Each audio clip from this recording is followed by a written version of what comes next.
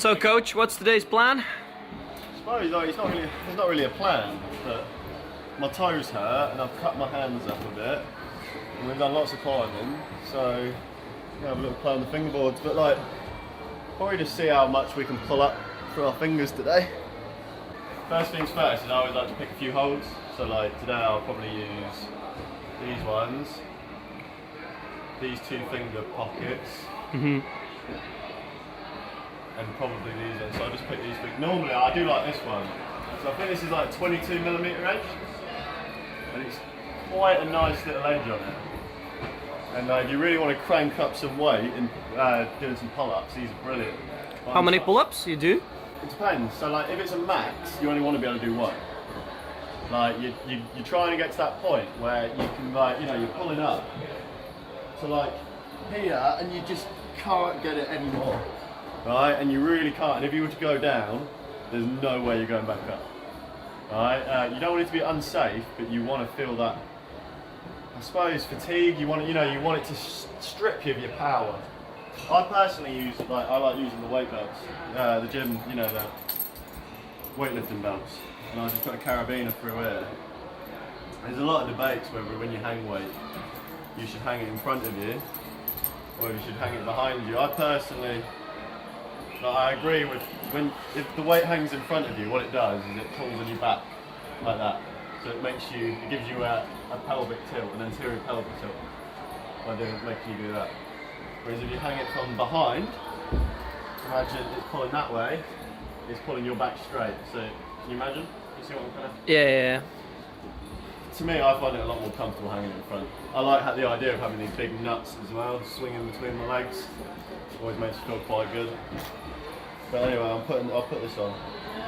These are 10s, so we've got 2 10s, 20s, and we've got 2 5 kilos. And then I'll probably just grab these. These are 2.5s. Should probably make up the training area a bit nicer. Yeah, probably. But the thing is with training area, right? It's like if it's not messy, it's not being used. And admittedly, it is a bit of a state.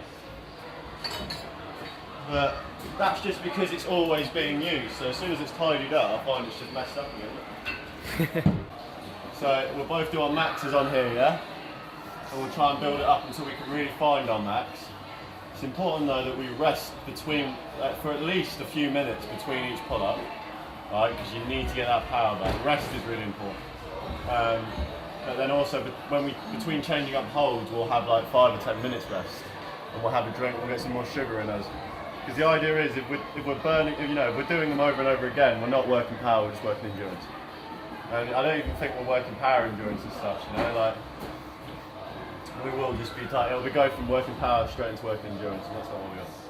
25 is quite safe, I think, to begin with. Bear in mind, I'm very warmed up, guys, and I do this a lot. This is your first ever time doing weighted pull-ups, building up from like 5 kilos, alright? There's no point being stupid. Alright, so you make 2 ears, okay?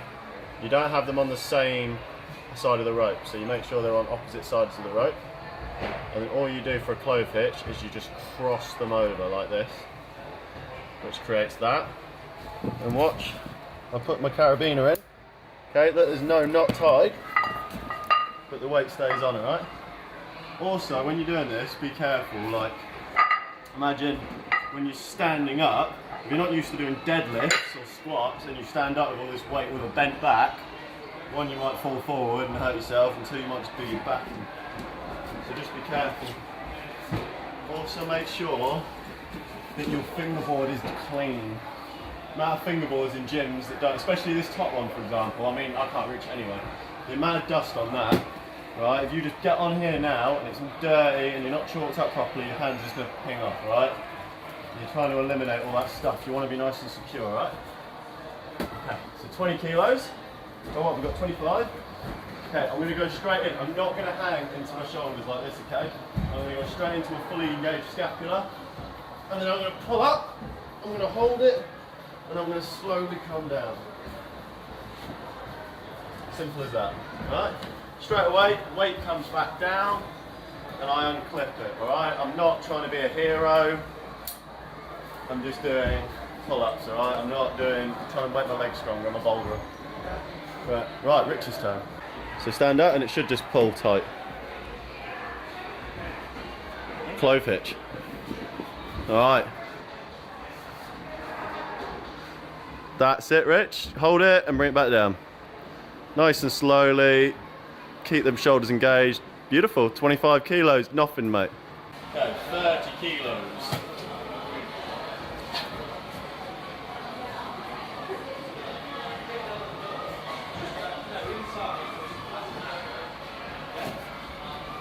Nice. Alright, Rich going for the 35s. Straight up. Nice. Right, so I've loaded it up to 40 now. We're going to do it, so I don't doubt that we're going to be able to lift this 40 kilos up and be pretty secure on it. But rather than adding more weight on and maybe getting to 60 kilos, which is a lot of stress for your shoulders and your scapula, what we'll do is we'll shrink the weight, so we'll bring it back down to maybe 20 kilos, 15 kilos, and then we're just going to make the edge smaller. And we're just going to really get the stimulus, really get that crimp on, in a sense. Really get our tendons working. Right, remember when you're on a board, fingerboard, I mean, you can go open, which I do with 3 fingers, open like that, half, and then full crimp. We're trying to go for that half crimp, aren't we?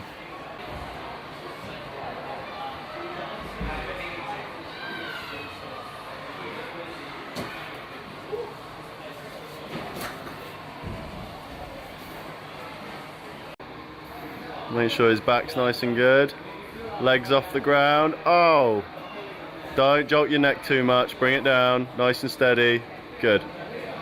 See? No need to do anything more than 40. Rich, what do we do now we've done our first set? Or? We're gonna bring down back to 15 or 10. Yeah, and then do what? We're gonna do a small hold. And have a rest before we do that, aren't we? Oh, rest. Good 15-minute rest before. And water. Hydration is important. It is. Power. That's 20 kilos, if there's any Americans watching, alright? 20 kilos. Metric. At the end of the day, I'm technically Hungarian and Rich is Latvian, so we've got to go through by the metric system.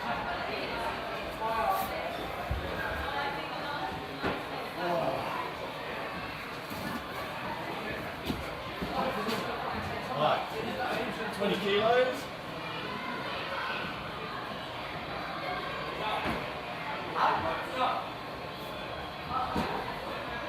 Nice one. Right, 20 kilos. Feet off the ground. Oh, that's it. No problem, Rich. How was that? Oh, this one was a bit tougher. Yeah? But I think I forgot to choke up a little bit. That won't help, definitely, but that looked pretty comfortable. That's why we're here. We're pushing the game. We're pushing the limit, mate. It's good. I like it. Good. Who needs chalk?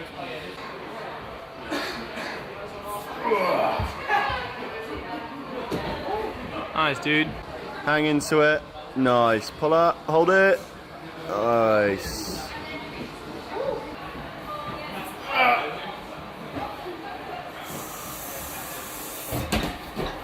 Oof. Yeah. And that's the balance you got to try and find, is you don't want to be doing that. Every now and then it will happen.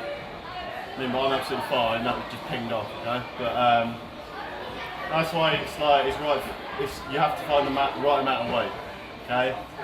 You were doing that with a stupid amount of weight on you, and you pinged off, right? You really would damage something. So don't push yourself too far. Look, I'm absolutely fine. Just do what you're comfortable with, alright? Perfect. How was that? I think I'm starting to get used to it. So I'm starting to trust myself a bit more. See, that's what it's about, and that's when you'll find you'll put more weight on, and you'll be like, oh, this is still easy, so you need to go to a smaller hold. Yeah. But, cool. No, third rep, yeah? Yeah. Okay. So have a little break now, and then we'll get on to the last holds we've chosen. Lovely. 2-finger shallow pockets, yeah? 15 keys.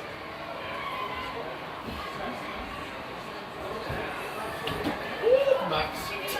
I'm not getting any heavier than that. Oh god. Come on.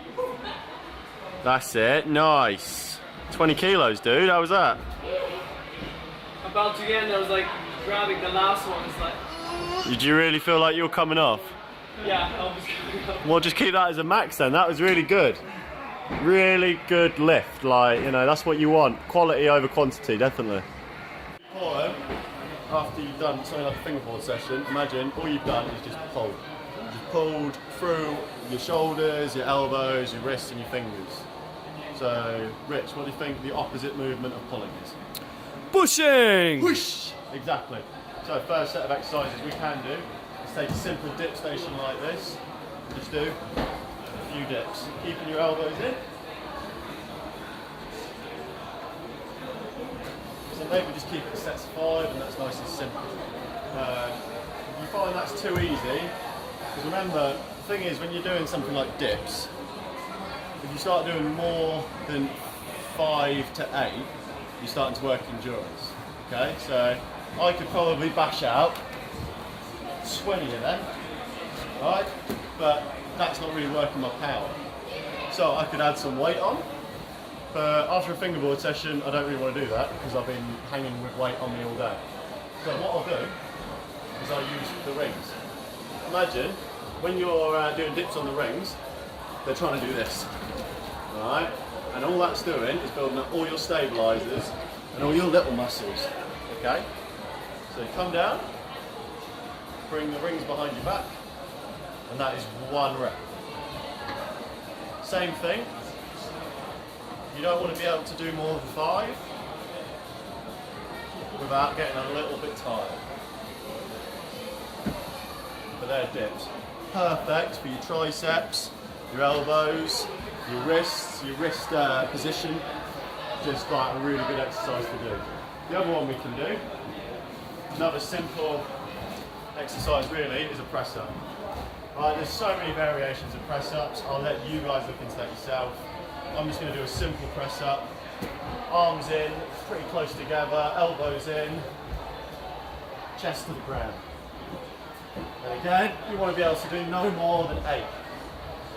Okay? Like that. Okay?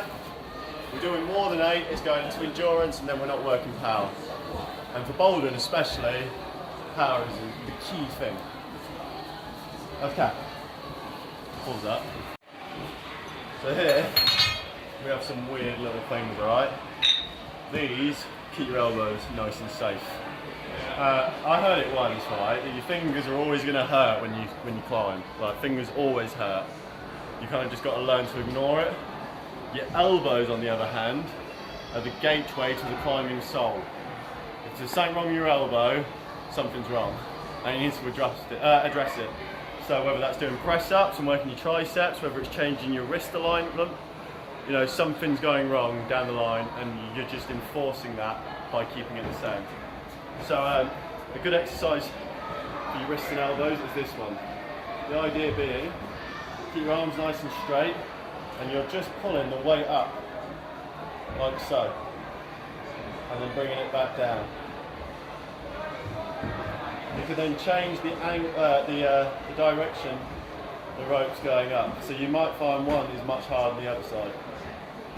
You don't want to have so much weight you're getting super pumped, because you're trying to build the movement up more than anything. Woo! That gets me right pumped, that does. It goes to show how little I do it. The other one, the famous Metolius ball. Essentially, guys, all this is doing is working your extensors, alright? There's so many different products on the market that work. You have the power ball, and you have, I used to have, is it power rings? Remember them? They're like rings with little holes in. Essentially they work the same way. Okay, all you're doing is you're putting that resistance into your extensors. I've also had it explained to me once before as well, like, imagine when you keep pulling your back brake on your bike, right, and eventually it stops firing back, the lever stops firing back, do you know what I mean? Mm-hmm. Like, when that happens, your brake will still work, but it's wearing out, isn't it? The cable's wearing out. It's the same principle with your tendons. So you need to keep making sure that they can fire back into place. You have this exercise where you're just stretching out the fingers and squeezing the ball. You have one where you keep the thumb engaged and then you squeeze in and out with the fingers. And then you have a full motion, which is to really try and open that wrist as well. You do these, guys, it'll just keep you a little bit more, well, keep you safe. Injury prevention, alright? Try and prevent injuries, not cure them. Jesus. Once you've got one, you've got one. And it'll just niggle you forever. Like, I have, my problems are, I always have a dodgy finger there, but that's from lots of other stuff, funnily enough, it's not climbing. And then I have really dodgy toes, my big toes from cramming them into tiny climbing shoes when I first started. And now I regret it massively, but hey, that's, what can you do? Right, Rich is going to show you some stretches now. So enough of my monotone voice. Right, Richie.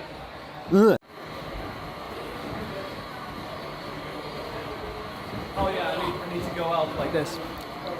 And we're back into stretches. So basic stretches we can get in, I like to call this pose samurai pose, so we can stretch out our ankles and down at the same time. So we're going to start off with basics. Yeah, so basic forearm stretch. How long do we hold these stretches for? We hold stretches to 8 to 10 seconds. 8 to 10? Alright, cool. And are you doing that, are you doing the stretch once or are you doing it a few times? I do it usually once, it's fine, but because we're going to do variation of these, so I do it only once. Do it more than once? It depends, like normally if I do stretch, I try to do it for a little bit longer, but only because I know I'm only going to do it once. Yeah. So like you've just said there, you're going to do a different variation.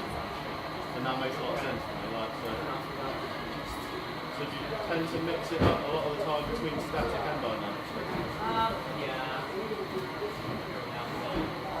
Okay. Next one, I'll open up the chest and then go into the shoulders. And what we here want to keep in mind is keep your left hand, which is behind you, try to align with your spine, so try to keep this as straight as you can. Yeah, that's fine. I'm terrible at stretching, I'm really guilty for it. I do know, like I notice the difference massively from stretching my legs more than anything. So they feel so long. I have quite flexible hips in general, but my legs, like my hamstrings and my glutes, they get so tight. This one leads into a leg stretch, which is basically similarly the same, but we just have to touch our hands. Oh, I struggle with it so much. It goes to show, it's like, climbing really does ruin certain things.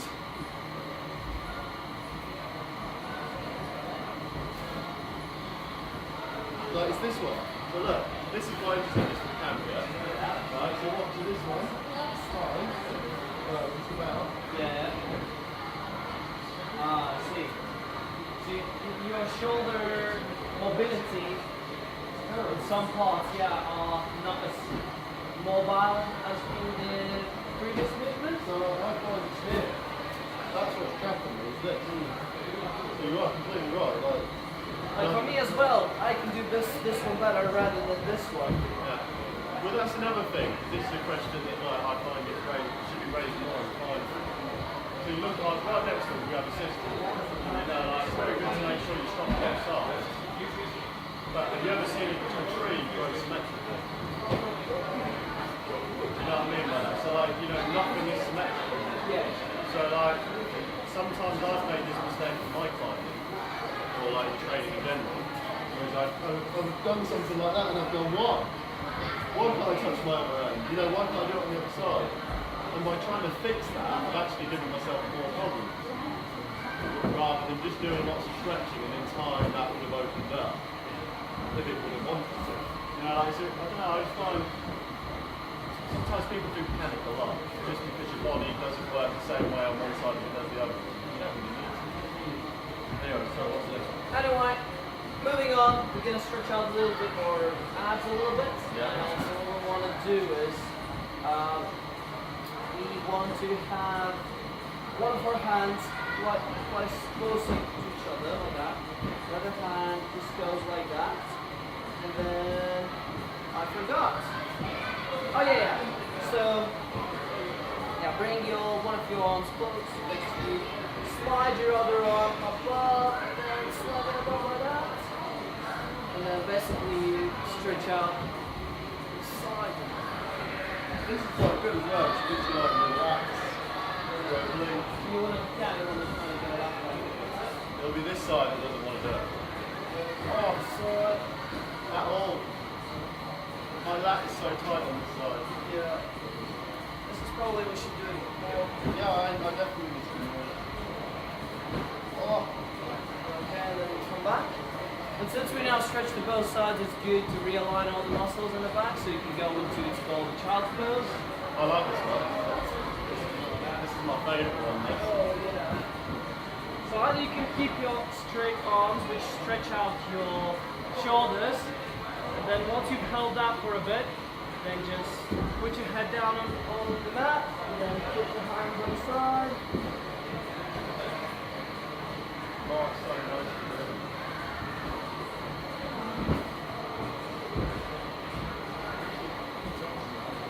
Okay, those are the basic stretches you should do as a climber every time. That's my tip. Let's do next time the core and more hips, because I think that's quite important.